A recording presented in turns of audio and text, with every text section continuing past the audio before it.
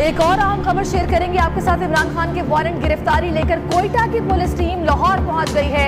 SP city Nadeem Quetta से आने वाली पुलिस की टीम की क़यादत कर रहे हैं। पुलिस टीम में डीएसपी, सब इंस्पेक्टर, 2 गार्ड और ड्राइवर भी शामिल हैं।